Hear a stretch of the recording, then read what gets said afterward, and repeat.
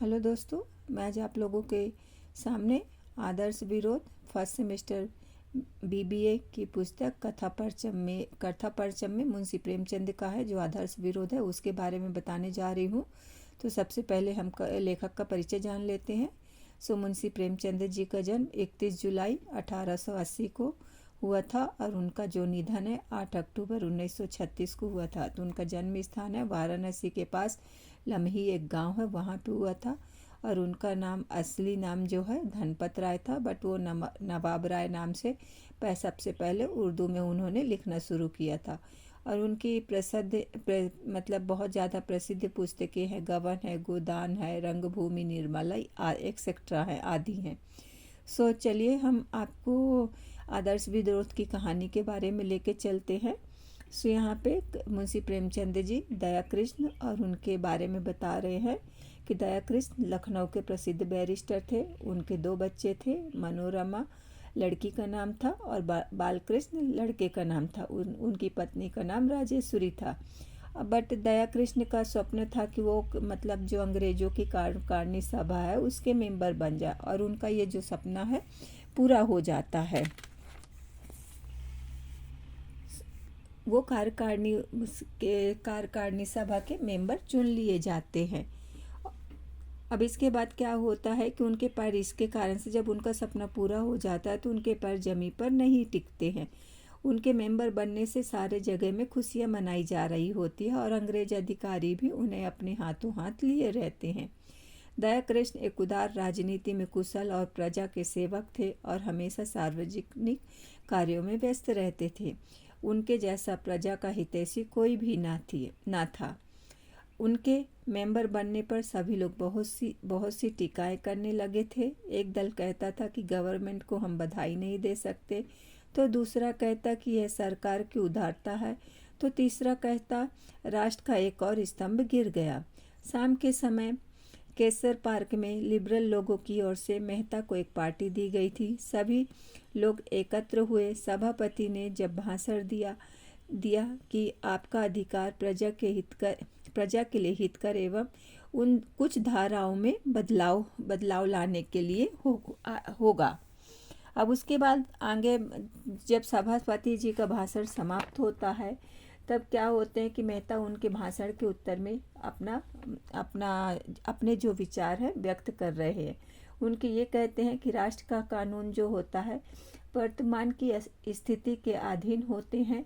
जब तक स्थिति नहीं बदलती तब तक कानून में बदलाव लाना एक भ्रम के जैसा है। मेहता का भाषण सुनकर तीनों दल ने अपनी अपनी राय व्यक्त की। एक ने कहा न्यायपूर्ण प्रशंसनीय विधान है, तो दूसरे ने कहा आ गए जाल में, तो तीसरे ने अपना कुछ भी नहीं कहा, सिर्फ मतलब वो अपना सिर पीट कर रह गया। दया कृष्ण को दिल्ली आए 1 माह हो गया था। वे उद्यान में एक हौज के पास कुर्सी पर बैठे थे। राजेश्वरी उनकी पत्नी जो कि पियानो बजाना सीख रही थी और बेटी हौज की मछलियों को बिस्किट खिला रही थी। तभी मनोरमा अपने पिता से कहती है कि पिताजी, अभी जो साहब आए थे वो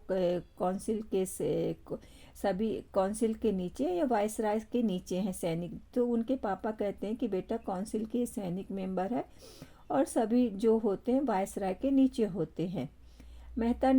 फिर मेहता कहते हैं कि वायसराय के नीचे तो सभी हैं, वेतन सबका एक जैसा है, पर इनकी जो योग्यता है कि इनकी योग्यता वायसराय की योग्यता तक कोई नहीं पहुंच पाता। और अंग्रेजों को बहुत सज्जन, तो यहाँ पे जो मेहता जी हैं अंग्रेजों को बहुत ही अच्छा मानते कि बहुत सज्जन और विनम्रशील है। राजेश्वरी कहती है कि वे विनयशील और सज्जनता से भी हमसे बड़े हैं। आगे देखते हैं।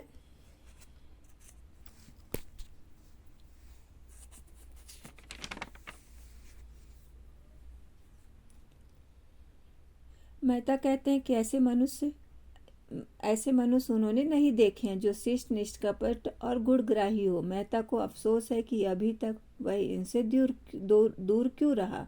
शिकायत का मुख्य कारण पारस्परिक सम्मिलन का ना होना, एक दूसरे के स्वभाव और प्रकृति से लोग अनजान है। तब राजेश्वरी उन्हें उपाय बताती है कि एक यूनियन क्लब की स्थापना हो जिससे सभी जाति के लोग एक साथ रहेंगे और खुश रहेंगे।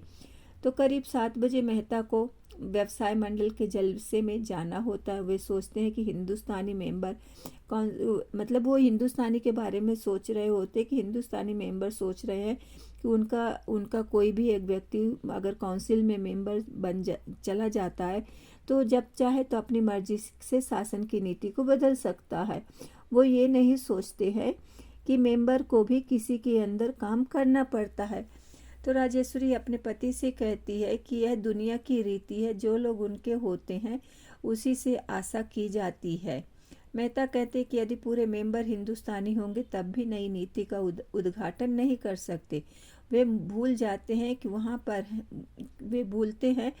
वो वहाँ पर है तो सरकार की कृपा और विश्वास पर ही है। पद के साथ उनको क्या मिला रहता है, उत्तरदायित्व का बोझ भी मिला रहता है। अगर नई नीति की रचना करते हैं तो उसके फल की आशा के जो उसने सोचे हैं कौन सा अच्छा रिजल्ट होगा, उसकी आशा के विरुद्ध भी उनको फल मिल सकते हैं। तो अपनी रक्षा के लिए बोलते हैं कि हमें शब्दाडंबर से ही काम लेना पड़ता है। ऐसे सज्जन उदार नीतिज्ञ और शुभचिंतक के विरुद्ध कुछ कहना मनुष्यत्व और सद्व्यवहार का गला घोटने के बराबर है। सो यहाँ पे आगे बताते हैं कि व्यवसाय मंडल में जो सभापति ने फिर से भाषण दिया, जो भाषण जिसमें व्यवसाय मंडल की मीटिंग में जो मेहता साहब गए थे तो वहाँ पे उनका जो सभापति ने भाषण दिया तो उसका ये निष्कर्ष निकलता है कि सरकार को शिल्प कला की रक्षा करनी चाहिए एवं राष्ट्र की उन्नति के लिए नए नए कारखाने खोलने चाहिए और उनको आर्थिक सहायता करे जो कि अभी जो यूथ हैं या किशोरावस्था में है। और मेहता ने फिर मेहता ने जब सभापति के भाषण को सुने तो उनको धन्यवाद दिया और धन्यवाद में गवर्नमेंट की जो नीति है वो सभी को क्या कर सकती है, जो गवर्नमेंट की नीति है उसको जो है मेहता साहब अच्छे से क्लियर कर रहे हैं। वो बताते हैं कि गवर्नमेंट आपको क्या कर सकती है, अपनी अनुमति प्रदान कर सकती है, लेकिन व्यावसायिक कार्यों को आगे बढ़ाना जो आपके काम है उनको तो जनता का ही काम है, जो आपकी सहायता स्वयं कर। तो वो यहाँ पे ये भी प्रोवर्ब्स कहते हैं कि जो व्यक्ति अपनी सहायता करता है उसकी ईश्वर भी सहायता करते हैं। सो यहाँ पे लोगों के बारे में बता रहे होते मेहता साहब कि आप लोगों में आत्मविश्वास और औद्योगिक उत्साह कम है। हर बात पर सरकार के आगे हाथ फैलाना अयोग्यता और अकर्मण्यता को सिद्ध करना होता है। तो जिसके कारण से ये फिर जब इनकी जो है इन्होंने जो स्पीच दिया था तो उसमें फिर 3 दल हुए। तो 3 दलों ने जब दूसरे दिन समाचार पत्र हुए तो समाचार पत्र में क्या कहते हैं कि मेहता साहब ने जो अपने स्पीच दिए थे, भाषण दिए थे, उस पर टीकाएं हुई थी। तो उसके 3 दल बने हुए थे। तो एक दल कहता है कि मेहता साहब ने सरकार की नीति को एकदम क्लियर से स्पष्ट कर दिया है, बहुत ही कुशलता से निर्धारित कर दिया। तो दूसरे ने अपने विचार में कहा कि अगर जो नमक के साथ जो भी जाता है वो नमक ही हो जाता है। तो मेहता साहब ने वो कहावत को एकदम प्रूफ कर दिया है। तो तीसरा कुछ नहीं बोलता है, वो क्या बोलता है कि ये बोलता है कि वो मेहता साहब तो सही बोलते हैं, हम कब तक सरकार के सामने हाथ फैलाएंगे, हमें अपने काम खुद करने चाहिए। तो शिमला में जो थे मेहता साहब अपने पुस्तकालय में बैठे थे और पत्र पढ़ रहे थे और वो ये एक सूची बना रहे थे कि कितना हमको आमदनी हुई है और कितना खर्च हुआ है। तो उन्होंने देखा कि 3 करोड़ रुपए जो हैं उच्च कर्मचारियों की वेतन वृद्धि के लिए रखे गए हैं।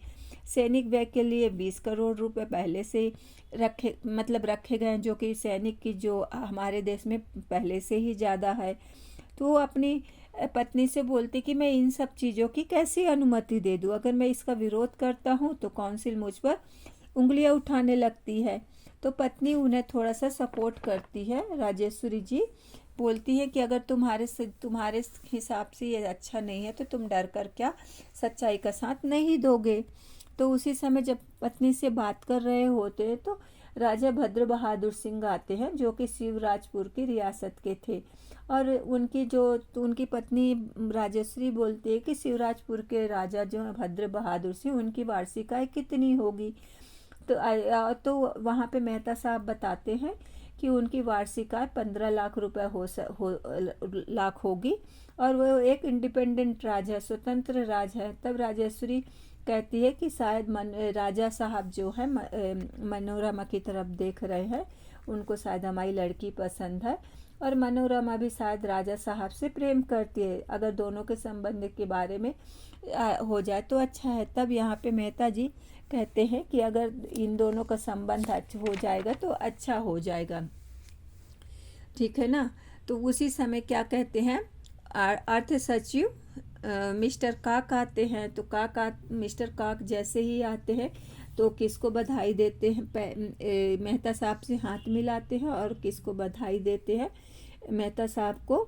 और वो राजेश्वरी की बड़ाई करते हैं कि आपकी जो लेडीज़, आप तो साड़ी में बहुत ही खूबसूरत लगती हैं और हमारे यहाँ तो क्या कहते हैं, औरतें साड़ियाँ मतलब हमारे यहाँ की जो लेडियाँ हैं साड़ी नहीं पहनती है। तब पत्नी राजेश्वरी बोलती है कि उनको मैं भी साड़ी छोड़कर गाउन पहनना चाहती हूँ। तब यहाँ पे अर्थ सचिव काक जो है मेहता साहब को खुशखबरी बताते हैं कि वो जो ये हैं महाराज भिंद है, उन्हें अपना प्राइवेट सेक्रेटरी बनाना चाहते हैं और उन्होंने यही सूचना लेकर आए हैं। तो आप आज ही टेलीग्राम तार दे दीजिए जिससे कि आप ये पद निकालते हैं। तो यहाँ पे फिर मैं ये जो काक है उनको बताता है कि आपने काबुल की रिपोर्ट पढ़ी होगी, जो हिज मेजेस्टी है हमसे संधि नहीं करना चाहते। वो किसकी तरफ आगे बढ़ रहे हैं, बोल्शेविकों की तरफ है, वो उससे संधि करना चाहते हैं। तो जो ये 3 लोग कौन कौन, अफ़गानिस्तान, ईरान और बोल्शेविकों में संधि हो गई है और हमारी सीमा पर क्या है, इतने सारे शत्रु खड़े हैं। तो हमारा कर्तव्य बनता है कि हम देश की रक्षा के लिए कुछ करें, ये मिस्टर काक कहता है। तब यहाँ पे इतने समय में जो है चाय नाश्ते मतलब जलपान की व्यवस्था हो जाती है। तो यहाँ पे लेखक बता रहे होते हैं कि जलपान के समय में हमें किस चीज़ की बातें करते हैं, घुड़दौड़ और नाट्यशाला की ही बातें करते हैं और यही अच्छा लगता है बात करने में। तो यहाँ पे फिर आगे होता है कि मेहता साहब जो हैं बजट पर विचार रखे थे। उसमें से एक दल उसे देववाणी समझता है तो दूसरा कुछ अंशों को छोड़कर बाकी को एक्सेप्ट करता है और तीसरा अपना सिर मतलब बहुत ज़्यादा निराश होता है। तो यहाँ पे जो लोगों ने बजट के बारे में देखा था, सुना था, तो उसमें से एक व्यक्ति उठकर बताता है कि शासन का जो गवर्नमेंट का काम होता है, प्रधान कर्तव्य होता है कि भीतर और बाहर की अशांतिकारी शक्तियों से देश को बचाना होता है।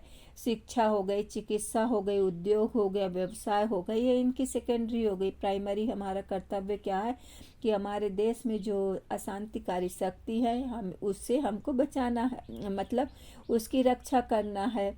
सो यहाँ पे वही बताते हैं, पर हम आपकी प्रजा के दुख में देख सकते हैं, मतलब यहाँ पे आगे बताते कि हमारी जो प्रजा है हम उसको दुख में देख सकते हैं, बट हम ये सहन नहीं कर सकते कि हमारी सीमा के बाहर कोई शत्रु खड़ा रहे। हमारी जो यहाँ पे आगे भी बताते कि हमने जितनी इनकम की है वो पूरी की पूरी आय भी हमारी देश रक्षा के लिए समर्पित हो जाए तो हमें उसमें कोई भी आपत्ति नहीं होगी। तब यहाँ पे ये आगे बताते हैं वही व्यक्ति कि संसार में अब असंभव का राज होता है। रेल जो है हवा में चल सकती है, पानी में आग लग सकती है, वृक्षों में बातचीत हो सकती है।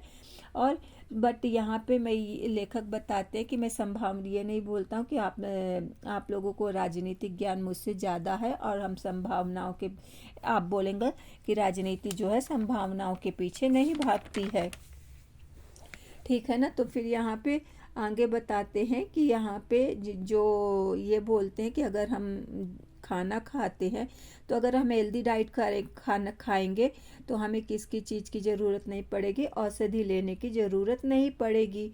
इसके बाद तो यहाँ पे बोलते हैं कि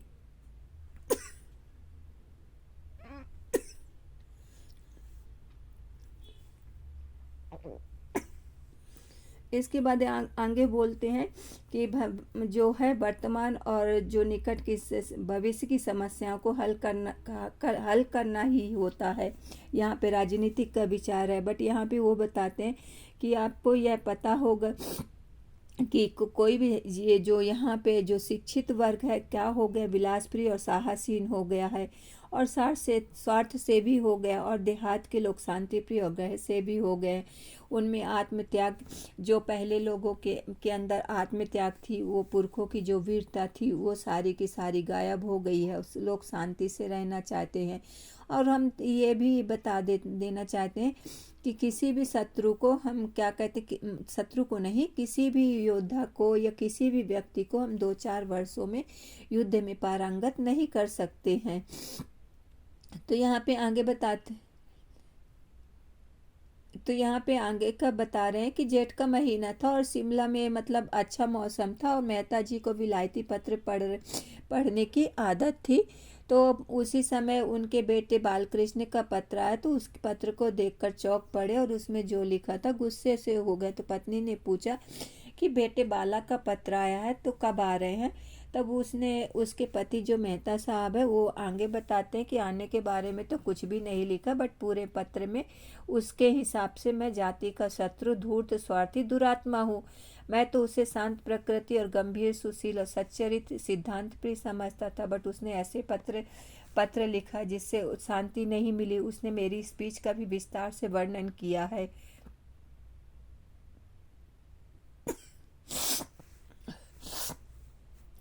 मतलब अंग्रेजी पत्रिका में उसने मेरी जो मैंने स्पीच लिखी थी जो उसका भी विस्तार से, बट ये अच्छा किया था उसने कि अपना नाम वहाँ पे नहीं डाला, नहीं तो मैं किसी के मुंह दिखाने के काम के लायक नहीं रहता। उसके हिसाब से महाराज की भिंड की जो नौकरी है उसके लिए गुलामी है, और भद्र बहादुर के साथ मनोरमा का विवाह भी हमारे लिए अपमानजनक है। वो मुझे हमेशा मतलब उसके हिसाब से मैं क्या हूँ, धूर्त हूँ, मक्कार हूँ और ईमान बेचने वाला कुलद्रोही, ऐसा कहता हूँ। मैं उसका कभी भी मुंह नहीं देखूंगा। तब उसकी पत्नी, जब उसका पति इतने सारे वर्ड्स बोलता तो उसकी पत्नी बोलती कि मेरा बेटा ऐसा तो था नहीं कि इतना मुँह फट हो, दिखाना लेटर। तो जैसे ही उन्होंने लेटर देखा तब उसकी पत्नी ने बोला कि ऐसा तो कुछ भी नहीं लिखा है। तब वहाँ पे उसने फिर जो मेहता साहब है अपने गुस्से से ऑफिस गए, और ऑफिस में उसी समय उन्होंने उस पत्र का जवाब बहुत ही कड़े तरीके से दिया। मतलब बहुत एक एक शब्द ऐसे लिखे थे कि जैसे उन्होंने छुरी चलाया है, चाकू चलाया है। अब इसके बाद क्या होता है कि अब वो पत्र का मेहता साहब जो हो है पत्र का इंतज़ार कर रहे होते हैं कि मैं जो बेटा है मेरे, जो मैंने इतने कड़े शब्दों से उसके क्या लिखी हूँ, लेटर लिखा हूँ, तो वो शायद उसका जवाब पढ़ेगा। तो बट वो उनका जब 2 हफ्ते तक जवाब नहीं आया तो वो सोचे कि सही राह पर आ गया है। अब यहाँ पे क्या होता है कि भारतीय देशभक्तों का लंदन में सेमिनार होता है। तो मेहता के भाषण पर जो सभापति भाषण दे रहे होते तो मेहता के भाषण पर असंतोष प्रकट करते, जिसके कारण से मिस्टर उस लेटर में लिखा रहता है कि मिस्टर जो है बालकृष्ण जो है उनका विरोध किए और उन्होंने आत्महत्या की। तो ऐसा करके उन्होंने देखा तो उनके मेहता के हाथ से लेटर गिर जाता है। तब आगे किस तरह से उनके बेटे ने आत्महत्या की है उसके बारे में बता रहे होते हैं कि बेक्सन हॉल में भारतीय युवकों और नेताओं की सभा थी। ताली बजा ने भारत के उद्धार का उपाय बताया था कि वह स्वराज, मन और वचन की पूर्ण स्वाधीनता से हमारा रोग असाध्य हो गया है और पूर्ण चूर्ण और अवलेहों से अच्छा नहीं हो सकता। हमें उससे छुटकारा पाने के लिए कायाकल्प की आवश्यकता है। ऑनरेबल मिस्टर मेहता ने जिन विचारों को व्यक्त किया था वे अंतःकरण से मिथ्या मानते होंगे, लेकिन सम्मान और लालसा के कारण उनको क्या हुआ है कि ये मतलब इस अपने ईमान को बेचना पड़ा, अपनी आत्मा का गला घोटना पड़ा है। तो लोगों ने विस्मित होकर जब देखा तो यहाँ पे बालकृष्ण जो है उनकी बातों को, जो ताली बजा की बातों को सुनते हैं तो बोलते बहुत उनका शरीर गुस्से से कांप रहा होता है और वो बोलते हैं कि ये गलत है, झूठ है। तो पूरे पब्लिक जो है उनको आकर घेर लेती है और फिर जो सभापति थे जो भाषण दे रहे थे वो बड़ी मुश्किल से पब्लिक को शांत करते हैं। तो दूसरे दिन जो है बाल कृष्ण के मित्र देखते हैं कि बाल कृष्ण जो से मिलने गए थे तो उनकी जो लाश है, बॉडी जो है फर्श में पड़ी हुई है और पिस्तौल की 2 गोलियां उन्होंने छाती पे मार ली थी। और एक मेज पर डायरी रखी हुई थी जो कि खुली पड़ी हुई थी। उस पर ये पंक्तियाँ लिखी हुई थी कि जो आज सभा में मैं बहुत प्राउडली वहाँ पे गया था, बट मेरा जो प्राउड है वो क्या हो गया, चूर हो गया। मैं ये अपमान नहीं सह सका और कब तक मैं अपने पूज्य पिताजी के कितने ही ऐसे जो काम किए होंगे जिसको मैं निंदा सूचक, उनके हिसाब से तो बुराई नहीं होगी मगर मुझे मेरे हिसाब से बुराई है। इसके कारण से मैं इस विरोध का आदर्श, मेरे पापा आदर्श हैं और उसके आदर्श का मैं विरोध करता हूँ। इसके कारण से मैं जिंदा रहूँगा तो पापा के रास्ते पे आता रहूँगा। इसलिए मैं क्या करता हूँ, अपने जीवन का अंत करता हूँ और भगवान मुझे इस चीज़ के लिए शक्ति प्रदान करे। तो दोस्तों, आपको ये कहानी कैसी लगी है ज़रूर बताइएगा, कमेंट्स करिएगा, सब्सक्राइब करिए मेरे चैनल को। धन्यवाद।